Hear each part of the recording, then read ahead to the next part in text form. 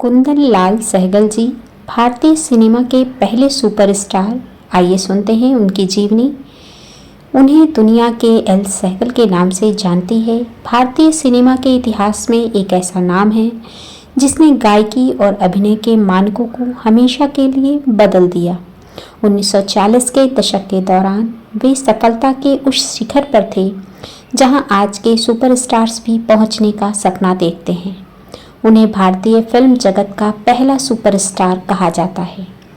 प्रारंभिक जीवन और परिचय। के.एल. सहगल साहब का जन्म 11 अप्रैल 1904 को जम्मू के नवा शहर में हुआ था।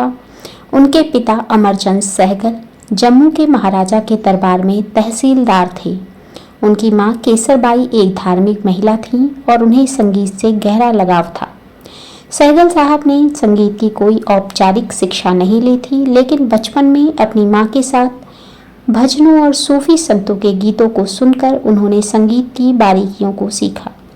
फिल्मों में आने से पहले उन्होंने दिल्ली बिजली विभाग में टाइम कीपर और बाद में रेमिंगटन टाइपराइटर कंपनी में सेल्समैन के रूप में काम किया।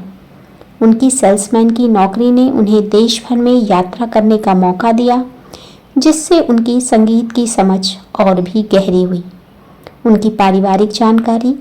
सहगल जी का पारिवारिक जीवन सादगी से भरा था। उनका विवाह 1935 में आशा रानी से हुआ था। उनके 3 बच्चे थे, एक पुत्र मदन मोहन और 2 पुत्रियां नीना और बीना। दिलचस्प बात यह है कि प्रसिद्ध अभिनेता मदन पुरी, चमन पुरी और अमरीश पुरी उनके चचेरे भाई थे। फिल्मी कैरियर और प्रमुख फिल्में उनकी। सहगल साहब की फिल्मी सफ़र 1932 में मोहब्बत के आंसू से शुरू हुआ था, लेकिन उन्हें असली पहचान 1933 की फिल्म पुराण भगत से मिली। 1940 के दशक की प्रमुख फिल्में। 1940 के दशक में सहगल साहब बॉम्बे यानी अब मुंबई चले आए और रंजीत मूवी टोन के साथ काम किया। इस दौरान उन्होंने कई यादगार फिल्में दी।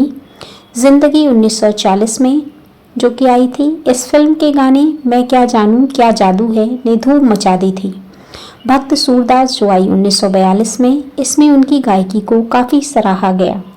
तानसेन 1943 में संगीत पर आधारित यह फिल्म उनके कैरियर की सबसे बड़ी हिट्स में से एक थी।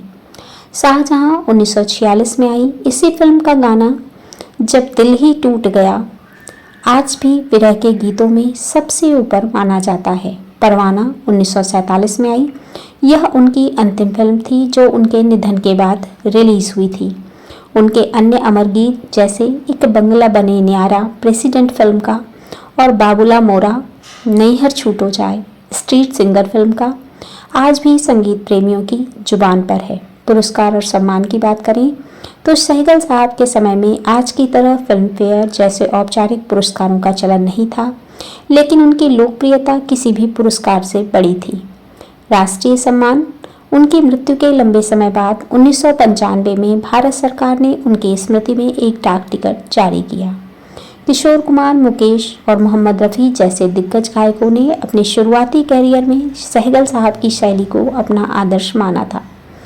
2018 में उनके 114वें जन्मदिन पर गूगल ने डूडल बनाकर उन्हें श्रद्धांजलि दी थी। मात्र 42 वर्ष की अवस्था में 18 जनवरी 1947 को जालंधर में इस महान कलाकार का निधन हो गया। भले ही वे आज हमारे बीच नहीं हैं, लेकिन उनकी मखमली आवाज़ आज भी भारतीय संगीत की रूह में बसी हुई है।